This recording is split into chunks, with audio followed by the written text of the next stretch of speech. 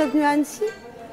Enfin, au festival. Hein. Bah oui, étant suisse et basé à Genève depuis plusieurs années, je viens chaque année voir quelques séances. Je fais des allers-retours assez facilement, donc oui, je suis un habitué. Vous avez déjà eu des films en compétition ou pas? Pas encore, non, c'était le premier. Donc avec le premier, directement le Cristal, bravo. Merci. Alors le Cristal, plus le prix du public, plus une ovation à Cannes, c'est l'année courgette alors.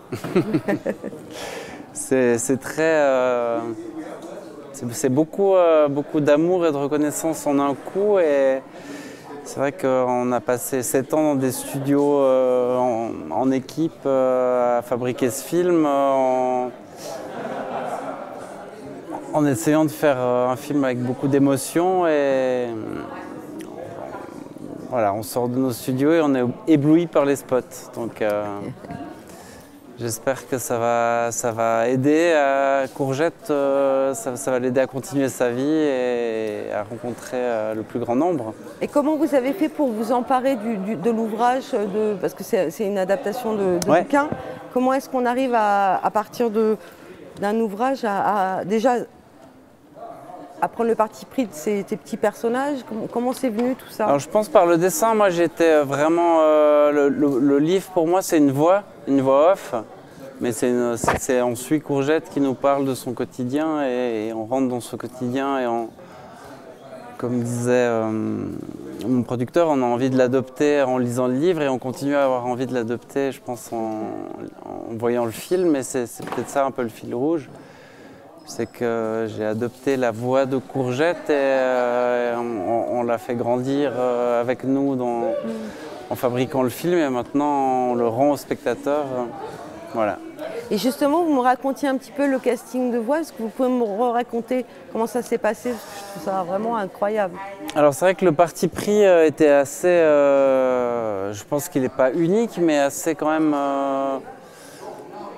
singulier pour que ça ait été dès le départ un gros enjeu de production, puisqu'on a tourné pendant 6 semaines avec des enfants dans un studio. On a carrément tourné le film avec 2 caméras, des micro-cravates et des perches. Et on a fait jouer vraiment toutes les scènes aux enfants et aux adultes qui étaient plutôt des acteurs professionnels. Et comme ça, ils pouvaient aussi entourer les enfants et les aider dans ce qu'ils avaient à donner. Mais on les a choisis plutôt en tant que groupe qu'en tant qu'individu. Donc on a vraiment essayé au fil des castings de resserrer le groupe et de voir comment ils fonctionnent ensemble, qu'ils soient le plus proche possible du livre et du scénario qu'avait écrit Céline Sciamma. Et ça, vous l'avez fait en amont de l'animation ou après? Juste après le scénario. Juste après le scénario. Et donc en parallèle, moi je faisais du storyboard, j'imaginais le film, et c'est vrai que ça a permis non seulement d'enregistrer des voix dynamiques en interaction qui jouent les actions, mais aussi par exemple quand il y a une scène autour d'une table avec 6 enfants qui s'envoient des blagues et qui sont en interaction, c'est de voir où est la place de chaque enfant. Est-ce qu'il y en a un qui doit parler plus fort pour s'imposer? En fait, tout ça, très naturellement, quand on met en scène, ça ressort. Et c'est ça qui a porté après le travail d'animation et qui a inspiré le reste du film. Et justement, les enfants qui font les voix, est-ce qu'ils vous ont inspiré aussi pour le dessin? Est-ce que leur visage, leur manière d'être? Non, alors pas du tout, puisque en fait les dessins sont arrivés en même temps que le scénario, en même temps que Céline Sciamma réécrivait le scénario, le finalisait. Nous, on a finalisé les personnages et chaque enfant a vu avant de jouer à peu près à quoi il ressemblait. Mais il y a eu très peu d'interactions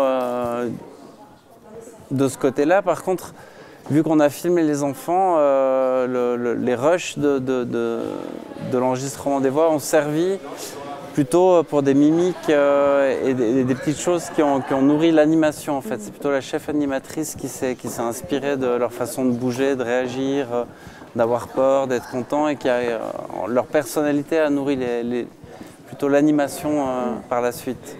Et vous avez assisté à une séance ici à Annecy de Ma vie de Courgette ou Oui, bien sûr. Le mardi soir,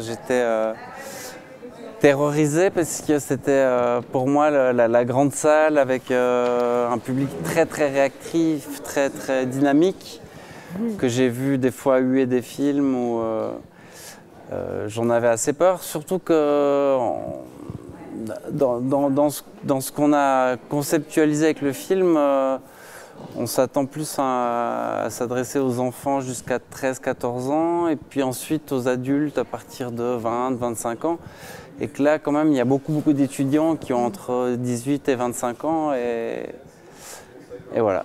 Après, ça a été un cadeau énorme. La salle a beaucoup ri. Il y a eu des gros silences aussi où moi, je sentais qu'il y avait de l'émotion qui passait. Et puis cet accueil incroyable à la fin de la projection où vraiment, je crois pas que ce que je disais, on n'est pas préparé en faisant ce métier à être applaudi autant et sous le feu des projecteurs. Et c'est des fois presque un peu dur à prendre, mais en même temps, voilà, j'ai pris tout ça, j'en ai parlé à mon équipe, ceux qui sont là, ceux qui ne sont pas là, et je crois que ça va nous aider à continuer dans ce métier qui n'est pas facile. C'est sûr. Merci beaucoup vraiment et bravo. Merci à vous. Et ben voilà, il faut aller faire la fête. Youpi.